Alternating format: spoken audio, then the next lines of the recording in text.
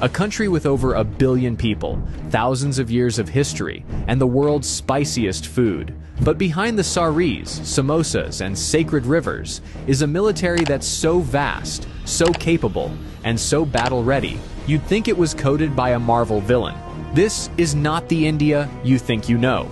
Because while some countries flex with parades, India just silently upgrades, drills in 3 climate zones, and prepares for war across land, sea, air, space, and cyberspace, all at once.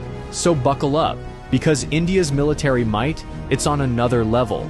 Let's talk geography, because India doesn't live in a quiet cul-de-sac. It's in the world's most intense neighborhood. To the north, you've got China, nuclear-armed, high-altitude, and constantly eyeballing mountain borders. To the west, Pakistan, with decades of tension and history that could fill its own Netflix series. To the east, jungle borders with Myanmar, insurgent hotspots, and some of the toughest terrain on Earth. And to the south, the Indian Ocean, where everyone from the US Navy to Chinese submarines likes to just hang out. In other words, India is surrounded by drama. But here's the twist. While most countries would freak out, India builds a defense force designed for permanent pressure. Because peace is nice, but being unbreakable, that's better. India's army isn't just big, it's seasoned. With over 1.2 million active personnel and hundreds of thousands in reserve, it's one of the largest standing armies on the planet. But this isn't just about numbers, it's about experience. While some armies do war games in the desert once a year, Indian soldiers are literally fighting real skirmishes in the Himalayas, guarding borders at -30 degrees Celsius, and tracking insurgents through monsoon-soaked jungles. Imagine doing combat patrols with frozen eyelids or humidity so thick your socks turn into soup. That's Tuesday in the Indian Army. And then we get to the elite units. Para-SF, India's special forces that train to jump into war zones from 30,000 feet up. They go behind enemy lines and vanish like a WhatsApp status. Ghatak platoons, the army's pointy end of the spear. First in, last out, always loud. RR, Rashtriya Rifles. Fighting counterinsurgency operations 24/7. Not hypothetical, not training. Real combat, real bullets, real stakes. And they're not just trained for ground warfare. They're trained for multi-front conflict, from urban environments to mountain peaks higher than most planes fly. You want gritty? India's army defines it. Now let's talk sky supremacy. The Indian Air Force, or IAF, doesn't mess around. With over 1,500 aircraft, it's one of the biggest and most versatile air forces in the world. And it flies everything. You've got Sukhoi Su-30 MK-IS, multi-role monsters that dogfight like fighter jets and strike like bombers. Rafale jets, precision, speed, stealth. These things could thread a needle from a mile away. Tejas, India's indigenous fighter jet that proves "Make in India" also means mess with me and perish.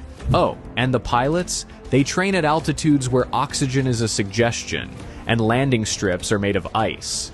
But IAF's strength goes beyond jets. You've got AWACS for battlefield surveillance, airborne refueling tankers for long-range operations, and missile systems that give enemy aircraft approximately 0 chances.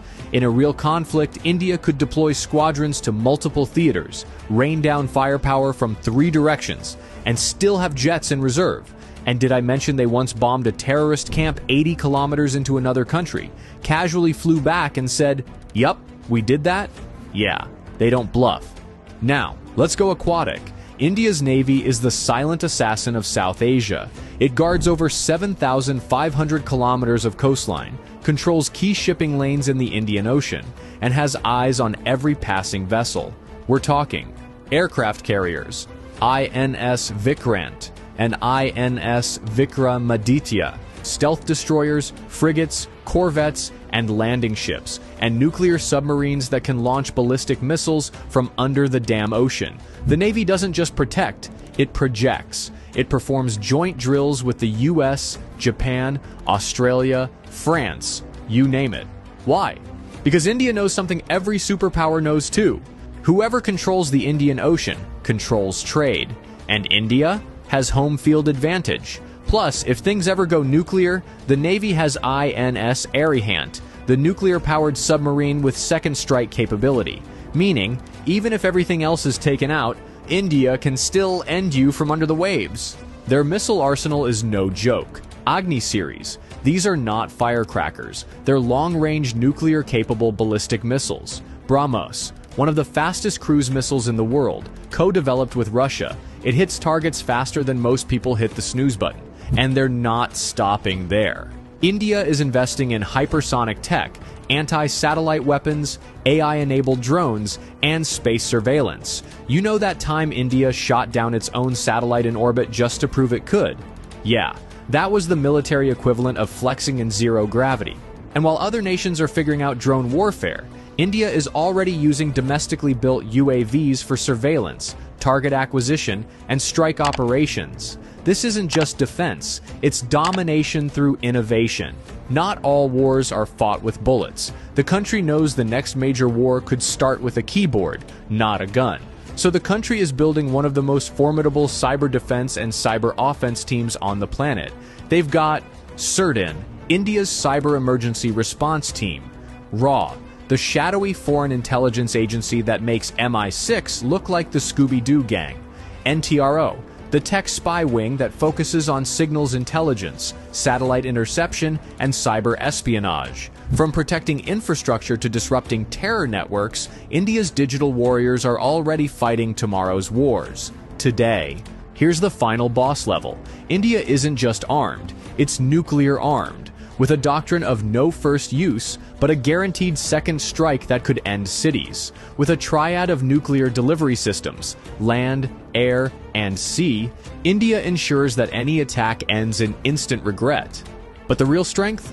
Resilience. India has fought multiple wars, faced insurgencies, and bounced back from terror attacks without crumbling. Its soldiers are battle-tested, its people are proud, and its doctrine is clear. We don't want war, but if you bring it, we finish it.